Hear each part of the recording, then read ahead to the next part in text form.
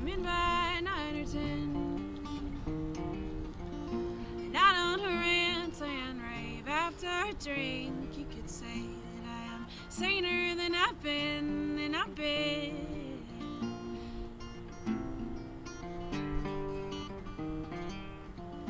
Used to cry at the drop of a hat. I used to feel every goddamn thing. I would crawl on my knees through broken glass, trying to feel. Oh, Hey there, how are you? Olivia Lloyd, look at you. Here I am. Happens. How are you? What are you drinking? Oh, coffee black. I'm trying to come alive here still. Cheers. Same with you. Same with you, Olivia. Wow.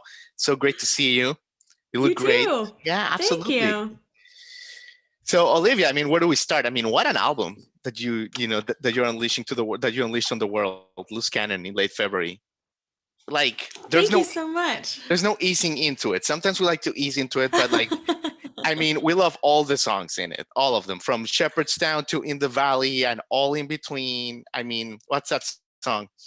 I'm getting high and lonesome. High and lonesome, yeah. Strung out over you. Do you want to get low and loathsome? Oh my God, Olivia. I mean, Thank you so much. I just have to start with that because there's no other way around it. Amazing album. Thank you so much. I really appreciate that. Definitely been a long time in the making, so it's been nice to have people respond to it so positively, especially in the middle of a pandemic when like I can't go tour on it yet. I bet you can see the light. We can see the light, right? I'm hoping this summer I'll get some shows. My May is filling up with some local stuff, and then hopefully July and August will be balls ready to to the wall. roll. Yeah.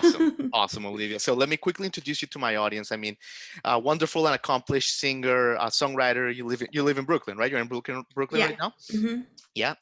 Originally from West Virginia, mountaineer. And the album Loose Cannon, like you said, critically acclaimed. And you can order on olivialoydmusic.com and Instagram at bolivia.floyd. Bolivia with a B as in boy. You were that with the B as in boy, like the country. Yeah. I don't know. It's been my handle for a long time, and I just didn't want to change it. No, fair. Just wanted to make sure. Yep. Oh my God. So Olivia, when you were 10 years old, you mentioned that your album's been a long time coming, but your whole artistry has been a long time coming. Since you were 10 years old, you made a list of things that you wanted to accomplish in your life. You said you wanted to go to college far away from home, you wanted to fall in love, and you wanted to put out an album. So what was the feeling late last year, I think late November, early December, I forgot, when you had in your hands the physical CD copies of Loose Cannon in your possession? Yeah, it was definitely a very emotional moment. I didn't even have to touch the CDs to have the mailman dropped these enormous packages off, and I had to sign for them because it was I bought something like 500 copies of the CD. And I was like holding the package, which was like 30 pounds, and like started to cry. And the mailman was just like, "Take the package, please. Have a nice day." Like totally not prepared for the emotions I had. I think the interesting thing about my adulthood is it's been this entire path of like trying to get away from whatever perception I had as a child of what adulthood would be like, and then actually like turning right back around and trying to satisfy the like ambitions and desires of my like inner former child. So it was very, I know that's like kind of a woo-woo thing to say, but like it was very emotional to finally invest in myself and invest in my art by making this album. Good, and we're glad you did, because obviously that's your calling. I think. Oh, thanks. Yeah, and so you grew up in West Virginia. I actually love that state. I used to drive by it a few times, by Chester, New Cumberland area, a little bit, like close to Ohio. Yeah, on the Ohio border. Like those mountains, like that whole, like so picturesque. It really like awakens your soul, I think. Right? I don't think that I'm biased because I grew up there, but it really is one of the most beautiful places I've ever been in the world. And the whole state is like that. It's different, a little different everywhere you live. Like I'm closer to the valley. Right. Harper's Ferry is like the low point of the state, but then you go over to like Seneca Rocks, and Dahlia Sods or down to the New River Gorge, and it's just breathtaking, the whole It's state. breathtaking. It's breathtaking. And when you play that West Virginia song, the one from John whatever, I'm blanking out. It makes sense. That's where I'm going Yeah. with this. It's like another Yeah. level. It's like, oh, got it, understood. But so your grandmother, she was a music teacher, and your dad was a local musician. Yeah. What are some of those nice memories of learning to write songs with your father, right? Because he bought you that cheap Washburn guitar. Yeah. So if you close your eyes and take our audience into a session with your dad there, like was he drinking coffee? Like, what are the details? Yeah. So my dad was very big on me learning with my ears. So he showed me how to form chords without hurting myself, and then just said, watch and listen, and you'll hear the triads and you'll make the chords and eventually it'll work. And it was like a lot of trial and error, but I'm very grateful for that because I feel very I feel like I got really great sort of on the off the cuff ear training that way, but also it allowed me to sort of like find my own path and my own style in guitar rather than having something imposed upon me. My father's actually not much of a songwriter. He wrote constantly. He was always waiting for the muse to strike. Hmm. Um, but he was sort of suffered from eternal writer's block, and I actually immediately started writing my own songs. I like immediately started noodling around with that, and I think part of why I kept it up is my dad, even the like dinkiest, weirdest, most like half-baked thing I came up with was just so impressed that I had like decided it was a song or like come with this idea, that he really very deeply encouraged me. But my dad loved to practice. He was always trying to learn new styles of guitar and new songs. He did a lot of bar gigs when I was a kid, Okay. so that's like 3 hours of like every kind of song people at the bar want to hear. And Right. he was really good at that, at sort of pleasing the crowd. And he had a beautiful singing voice, absolutely gorgeous, tenor voice, even in his late 60s. A Amazing. beautiful sort of rich tone. Yeah. Very blessed. And I don't have many memories of my grandmother. She died when I was 6, unfortunately. But I've been told we have the same sort of like sassy, sweet thing going on. So Uh huh. Uh huh. I take a lot of pride in that. Yeah. You know what? You do have a unique thing going on. I love it. It's great. You have like Thanks. the best of every world. Thank you. Yeah, totally.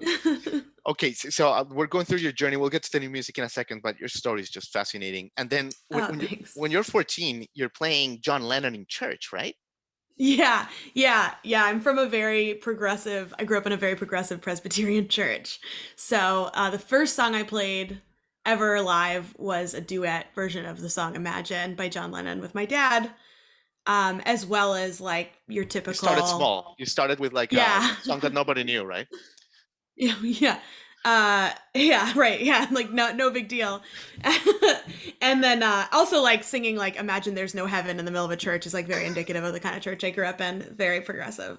Uh I once told my pastor, I was like, I'm not sure how I feel about the whole God thing. And he was like, that's cool. Do you like hanging out with friends at church? And I was like, yeah. And he's like, church can just be that. And I was like, okay. Very progressive church, very much about community.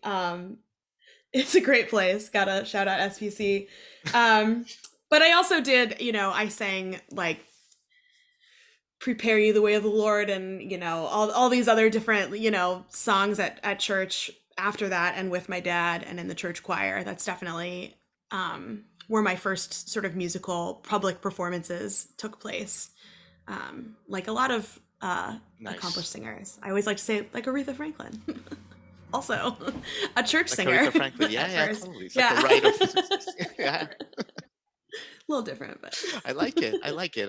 I like yeah, but not. I get you. I got you. yeah. Oh my god, the best Olivia.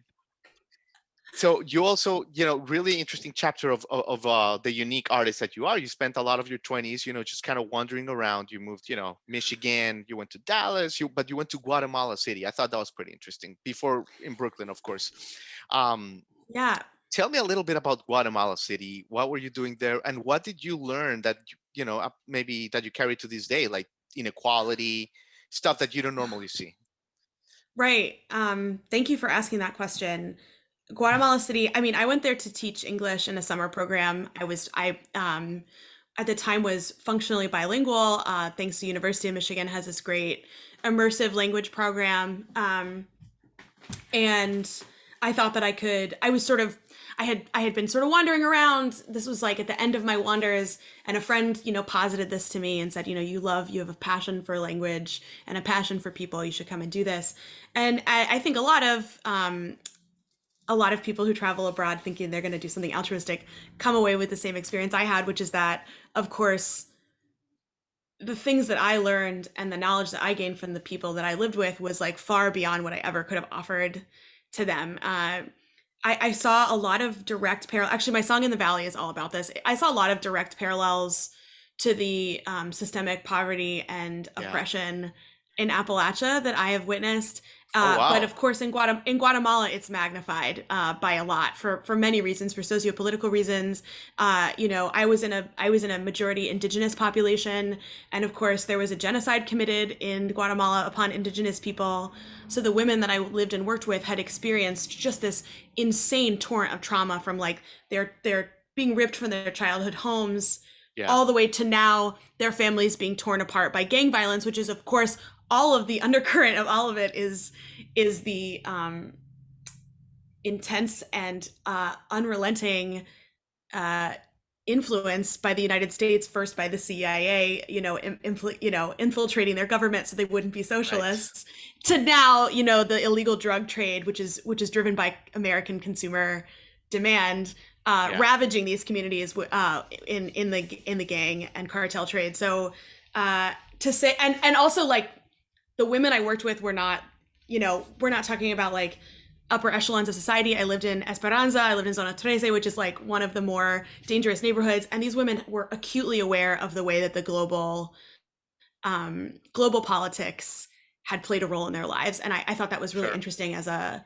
responsible citizen, that other places don't have the privilege to ignore the machinations of the like international global machine. They Yeah. they have to become kind of political experts to understand what's Yeah. happening. Anyway, clearly I could go on about this forever. I'm very passionate.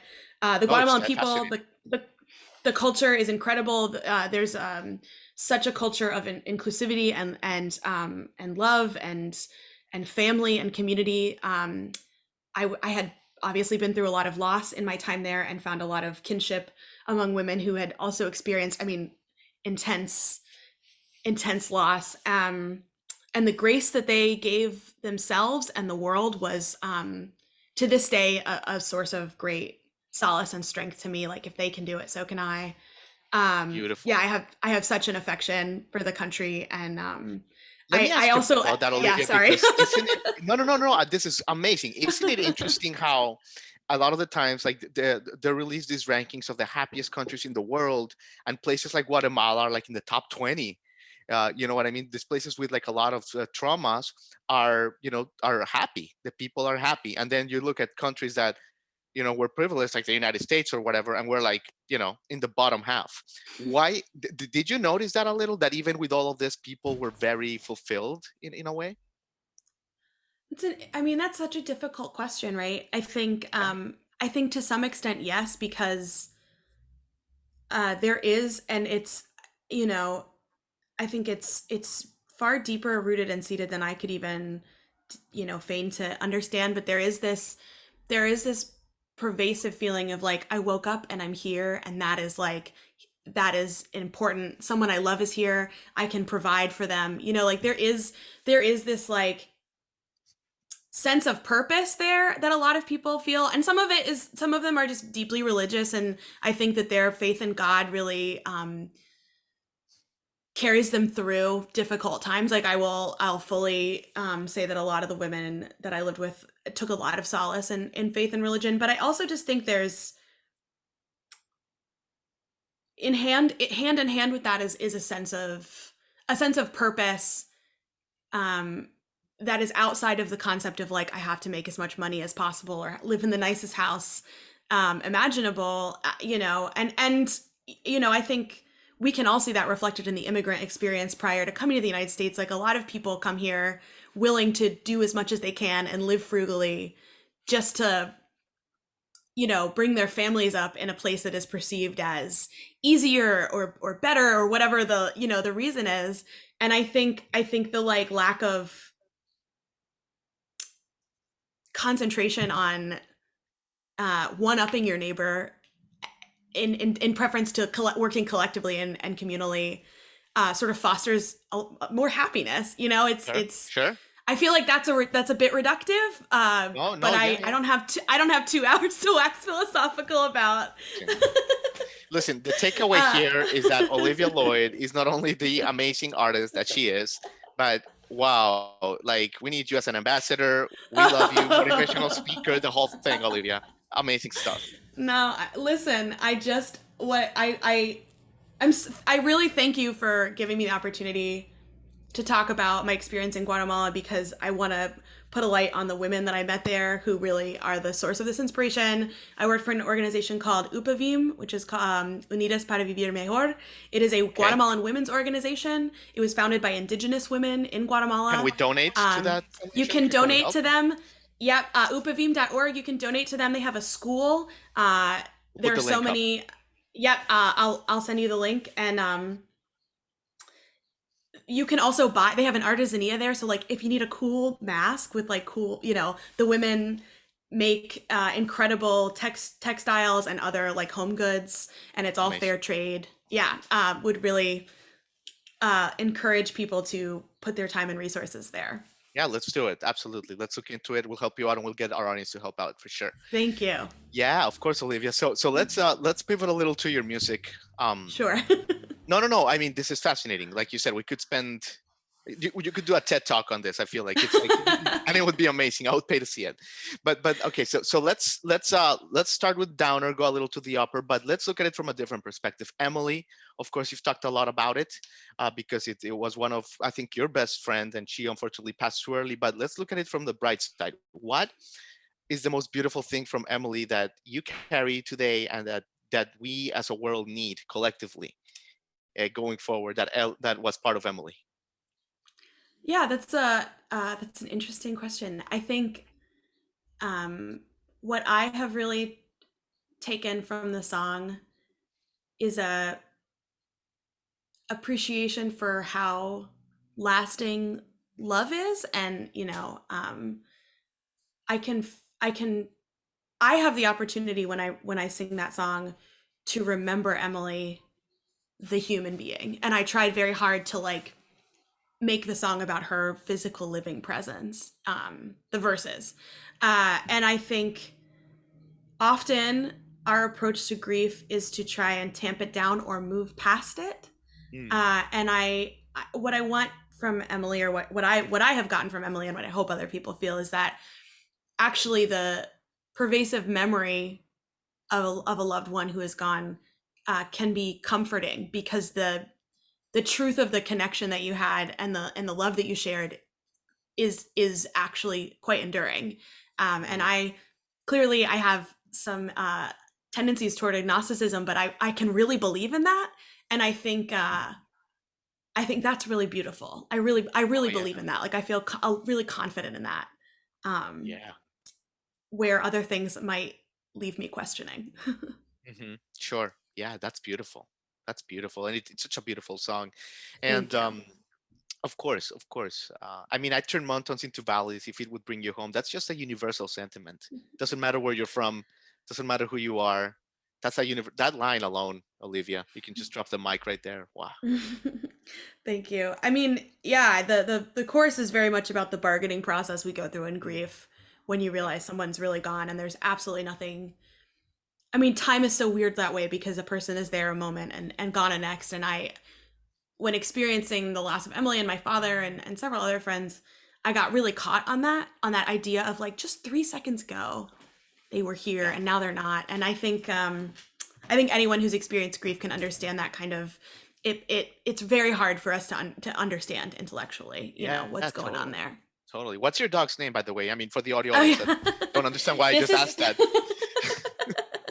this is Hillary in the background here. There's Hillary. She She's is. guarding. She's the security for the talent security. So while we're doing our interview, Hillary's kind of just roaming, make sure there's no stalkers going around or anything like That's that. exactly right. That's exactly Good right. job, And Emily. on I wouldn't mess with Emily. Look at that dog. oh yeah, Hillary. Hillary. Okay, there Yeah, you yeah, yeah, yeah. go. So for God's sake, let's talk about for God's sake because that intro. I mean, sick. I've been getting too drunk, taking the edge of my days. What's the line? But this smiling lush can't lift the spirits no matter what I drink. I mean, just I mean for a lyrical beauty like this, Olivia, because what a songwriter you are. Do you tell your boyfriend, your significant other, like, okay, I'm locking myself in the office from 9 to 5. Don't bother me. Walk the dog. Or is it like you're watching Netflix, a Tina Turner documentary, and like the muse strikes kind of thing, and you just have to go write Oh man, that Tina Turner documentary was incredible.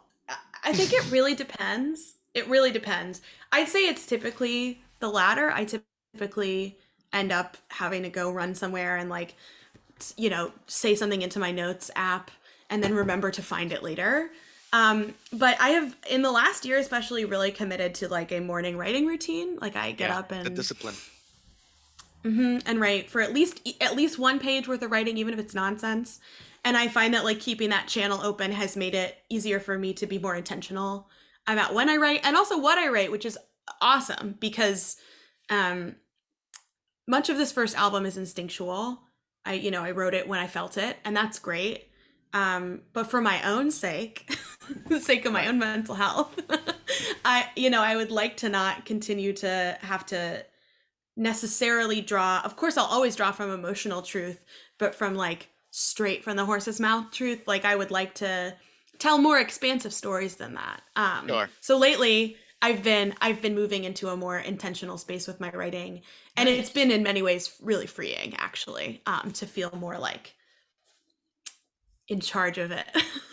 Yeah, yeah, no, it's true. It's true. Like we had a comedian here the other day, and she said, Jamie, like every day I have my yellow notepad and I have to write a joke, even if it sucks, because it's the discipline. It's the act of like the muscle memory, if you will. Exactly. Exactly. Yeah. I always have like a guitar. I've got a banjo over here, just like in case I need to, map something out. And I'm definitely a lyricist before anything else. So my boyfriend is in that room and he's a really talented musician and arranger. So I'll Cool. be like, come in and be like, how do I make this more interesting? That's cool, Olivia. Let me ask you about one more, the West. And the reason why Yeah. why I love this song so much is because it's about finding yourself, isn't it? I mean, it's not really about London. It's not really about the Pacific or the West Coast, isn't it? It's about like finding your purpose. That's how I interpret it. Yeah, I think that's actually I think the oldest song on the record. I wrote that when Oh, I was still in college and I got a job offer in San Francisco that I ended up not taking because I the pay they were like I couldn't have afforded to live there. right, It's like $15 an hour and I was like I can't right. even rent an Beautiful apartment there. city. I will live under a bridge. Yeah. Yeah. um, but I had a day of just daydreaming about what it would be like to move and I knew no one at the time in San Francisco. I have family in California, but they're down south in the LA area. So it started as just a like, yeah, an idea of like who would I be or how would I be able to form myself if I moved somewhere that was completely outside of any community that I had, what would happen? Like how would I mold myself? And I think especially in your early 20s, I feel like now I couldn't not be myself if I try. It's like at this point, it's like I'm set in stone. It's like what you see is what you get. But in your early 20s, you're still trying to figure out like what's my deal.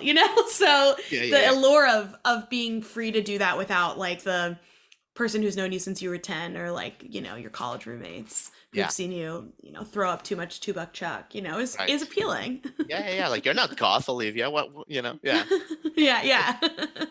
Yeah, who Oh, knows? This could have been like an industrial goth record if I had moved could have been to San Trent Francisco. Reznor, female fatale. You never know. Maybe Oh for the second yeah. record. Maybe for the second. Actually, let's segue to that second record. You've been so generous with your time, Olivia. Yeah. But let me ask about the second record because this album, like I said, I think it's a masterpiece, and I think Thank you. that it's people are catching on slowly. And I think good music has been resurfacing like through the pandemic slowly. Good quality music, and people are like, it's gonna be everyone is gonna know this album shortly. My question to you is this: you've been working on it for a while. Um, are you starting to think about the second record? Is there any pressure to follow? Because every song here is good. There's no filler. Thank you. Uh, like any pressure at all? Um, Most pressure that I feel is pressure that I put on myself, and I'm trying to relieve that. However, I am very excited to keep this momentum going, and I think I my hope is within the next. Oh, geez, Hillary, stop. My hope is within the next 12 to 18 months I'll have a new full length project, but I do have a short project coming before that. I'm going to do a really fun just a very short mostly covers, which will be different, Nice, series of classic country duets with a friend, and nice, stay tuned for that. It's going to be really fun. It's going to be like a total palate cleanser, like we're kind of keeping it loose, and we're going to put it out nice. when things finally start to feel light again, and it's just going to be like a good time, like fun, good music to dance to and sing along Amazing. to. Yeah. Olivia Ellen So Lloyd. that'll be within the next 8 months. That'll be soon. Yeah. So excited. You have said it all this morning. Thanks. What an amazing guest. What a talent. What an album. What a social consciousness. What a dog. The whole thing. What a dog. Oh, thank you. Olivia, what a great guest. Thank you so much for joining us. Thanks for having me. Absolutely. Shoot us the link to the foundation in Guatemala. We'll pop it up in the description Yeah. and all that stuff. So thank you so Great. much. Of All right. course. Thank you. Bye. Bye.